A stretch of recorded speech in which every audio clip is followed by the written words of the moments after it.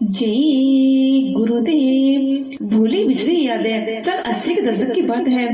यही कोई अगस्त सितंबर का महीना था। हम परम पूज्य स्वामी जी महाराज के साथ साथ 7-8 कारों के काफिले के साथ प्रचार भ्रमण में साथ साथ चल रहे थे। मध्य प्रदेश में एक स्थान पर पहाड़ी नदी बह रही थी। स्वामी जी महाराज ने गाड़ी रुकवा दी।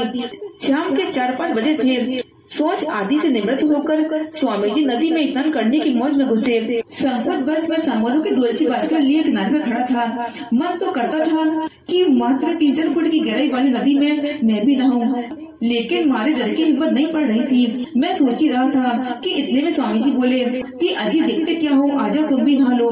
मन की मुराद पूरी हुई।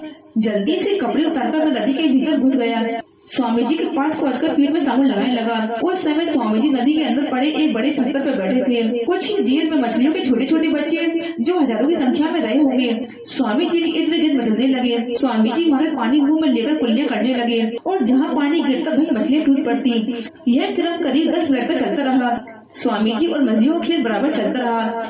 मैं इस मौज को बड़ी तल्लीनता से निहारता रहा और सोचता रहा कि ये मछलियाँ कितनी भाग्यशाली हैं। अब इन सबको शरीर छूटने के बाद मनुष्य शरीर मिल जाएगा। जैसा कि ईश्वरीय विधान है कि संतों के स्पर्श से निकली हुई चीजों को ग्रहण करने से 84 के जीव मनुष्य शरीर के अधिकारी हो जाते हैं। मेरा ध्यान भंग हुआ जब स्वामी जी महाराज ने मुझे देखा और मुस्कुराते हुए बोले कि तुम लोग तो रोज प्रसाद खाते हो, आखिर इनको मौका कब मिलेगा।